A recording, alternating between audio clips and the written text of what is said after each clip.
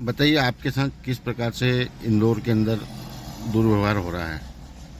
मेरी प्रॉपर्टी देवास नाका 84/4 निरंजनपुर जो कि प्राइवेट है, इंदौर विकास प्राधिकरण उसको हड़पने के चक्कर में 0.008 भूमि रोड में चली गई, जिसका हमें कोई रंजोगम नहीं, लेकिन बाकी भूमि हमारी है। हम उसको लेने के लिए कलेक्टर, इंदौर विकास प्राधिकरण, पुलिस कमिश्नर, आयुक्त और संभाग आयुक्त, नगर निगम में सबके पास में गया, लेकिन किसी ने कोई भी जानकारी नहीं दी और मारने के लिए गुंडे बदमाश ने लगा दिए। हमने इंदौर विकास प्राधिकरण का नक्शा निकाला, जिसमें नक्शे में भी 2005 के अंदर उक्त भूमि, हमारी जो भूमि है वो इंदौर विकास प्राधिकरण के नक्शे के में भी बाहर है।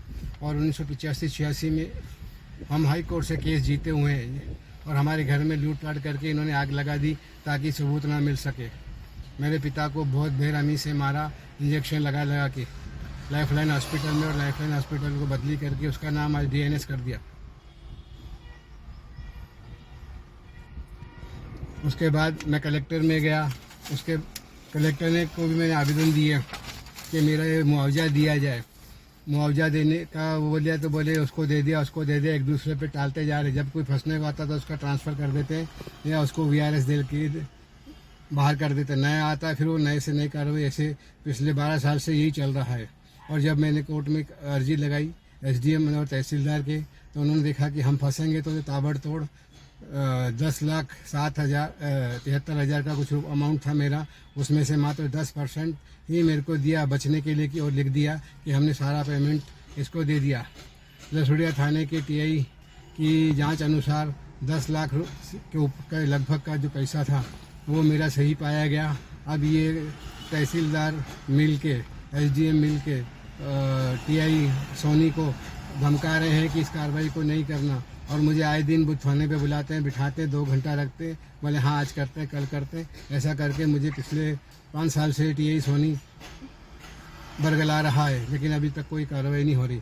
और मेरे को मारने के लिए गुंडे बदमाश लगा दिए हैं, जिसके फ़ोटो सहित मैंने DCP Zone 2 के अधिकारियों, एडिशनल कमिश्नरों को दिया है, जिसमें कमिश्नर राकेश गुप्ता जी जब कार्रवाई करने गए तो उनकी ताबड़तोड़ रातों रात ट्रांसफ़र करके रातों रात भोपाल बुलवा लिया गया। संतोष सिंह से मिला, संतोष सिंह से जब मिला तो वो भी चुप्पी साध गए। उसके बाद से अभी तक मैं इधर उधर भटक रहा हूँ।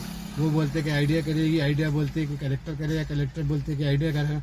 ऐसे एक दूसरे के टेबल टू टेबल मेरे को भटकाते फिर रहे हैं। बताइए अब मैं क्या करूँ, न्याय के लिए कहाँ जाऊँ। कोर्ट के अंदर, हाई कोर्ट के अंदर मैंने इनके खिलाफ पिटीशन लगाई, तो इन्होंने ब्रह्म कुमारी के जो मेन डीन हैं, उसका नाम है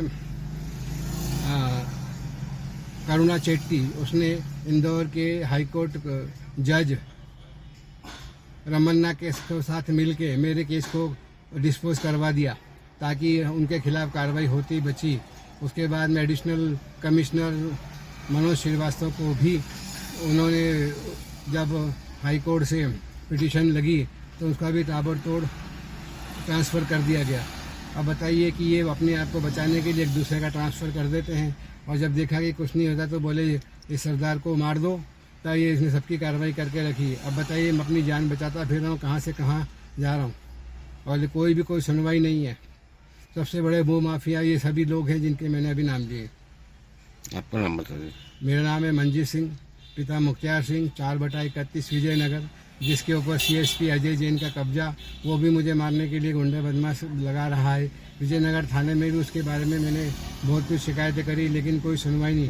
मुझसे 5.5 लाख रुपए मांगे गए तो उस जांचकर्ता का ट्रांसफ़र कर दिया विजयनगर इंदौर। अभी वर्तमान में 74 पटेल बाग कॉलोनी में रह रहा हूँ, छुप के मेरे दोस्त के पास में।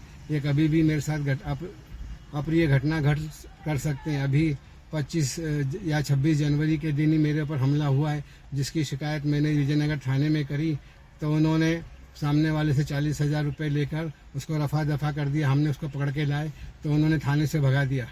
अब बोलो पुलिस के, फिर बोलते हैं कि पुलिस के खिलाफ कार्रवाई करता है और पुलिस को अपशब्द कहता है। अब बोले जब थाने से अपराधी को भगा दिया तो उसका न्याय कौन करेगा।